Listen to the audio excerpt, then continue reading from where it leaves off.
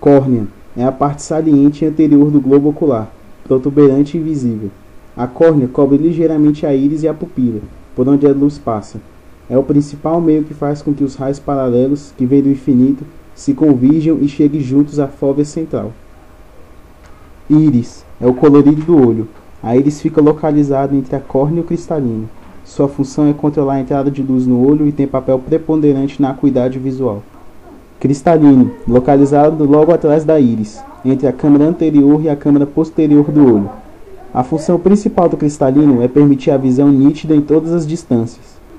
Esclerótica, também conhecida como esclera, é o conhecido branco do olho e trata-se de uma camada que envolve externamente o globo ocular. Retina é a camada que envolve internamente 3/4 partes do globo ocular e tem papel importantíssimo na visão. É ela composta de milhares de células sensíveis à luz, conhecidas como fotossensoras. Estas células são conhecidas como cones e bastonetes. Fóvea central fica localizada no fundo da retina, ligeiramente para o lado temporal, e seu tamanho é de 3 mm de largura por 2 mm de altura. Como se nota, é bem pequena e é nela onde há o encontro focal dos raios paralelos que penetram no olho. Ponto cego. O ser humano tem um ponto cego no olho. Fica localizado no fundo da retina, está situado ao lado da fóvea e é o ponto que liga a retina ao nervo óptico. Estranhamente, é desprovido de visão. Na figura, é representado pelo ponto amarelo. Nervo óptico é um grupo de fibras nervosas de forma tubular, com algumas artérias que conduzem as imagens captadas pela retina e fóvea para o córtex cerebral.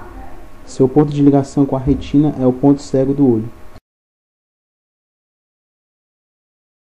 É uma doença que se caracteriza pela inflamação da conjuntiva, causada por agentes tóxicos, alergias, bactérias ou vírus. A conjuntiva é a membrana transparente que recobre o globo ocular e a parte interna da pálpebra. A conjuntivite viral é altamente contagiosa, frequente no verão e, apesar de não ser grave, provoca muito incômodo e alguns cuidados devem ser tomados para que não se transforme em epidemia. Geralmente compromete os dois olhos, não necessariamente ao mesmo tempo, sendo o contágio feito pelo contato direto com a pessoa doente ou objetos contaminados. Esta contaminação ocorre com maior facilidade em ambientes fechados, como escolas, creches e ônibus. Miopia. A miopia ocorre quando o olho é mais longo do que o normal, o que faz com que os raios de luz estejam focados muito antes na retina. É uma condição herdada e geralmente é descoberta na idade de 8 a 12 anos. Durante a adolescência, quando o corpo está crescendo rapidamente, a miopia fica pior. Mais tarde, entre os 20 e 40 anos, há pouca alteração. Para uma pessoa míope, objetos próximos são nítidos, mas objetos distantes ficam embaçados e difíceis de distinguir.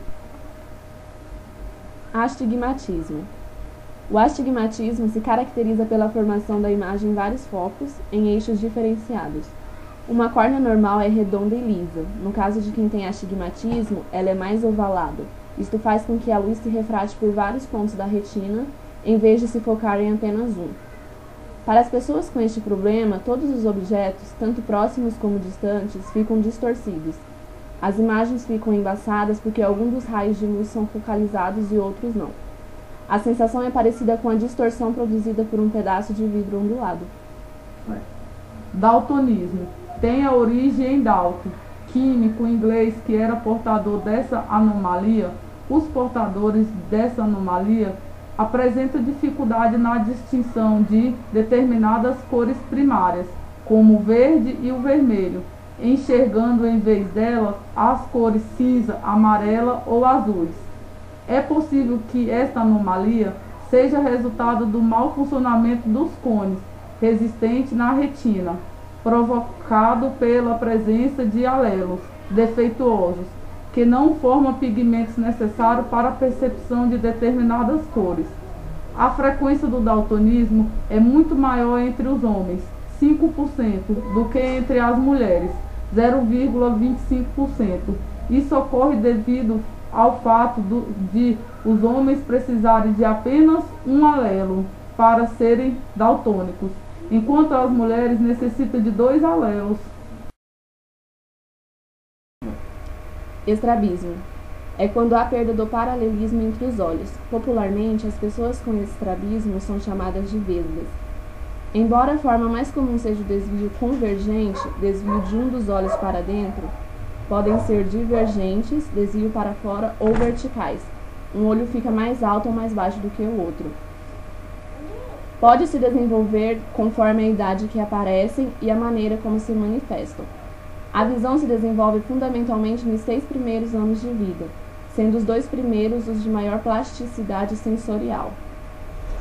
Os estrabismos que aparecem antes dos 6 anos de idade possuem um mecanismo de adaptação que faz com que haja supressão da imagem que cai no olho, desviado, e então a criança ou adulto que ficou estrábico dentro deste período não apresenta visão dupla. Os estrabismos são corrigidos com óculos ou cirurgia. Operam-se os estrabismos que não são corrigidos com óculos ou a parte que os óculos não conseguem corrigir. Os estrabismos que corrigem com óculos são chamados de acomodativos e estão relacionados em geral à necessidade de correção do grau de hipermetropia. Somente os desvios latentes e os intermitentes pequenos é que são passíveis de serem auxiliados por exercícios chamados ortópticos. Pelas implicações de perda de visão, bem como pela possibilidade de ser manifestação de outras doenças, os pacientes com estrabismo devem ser examinados pelos especialistas tão logo haja suspeita de desvio ocular.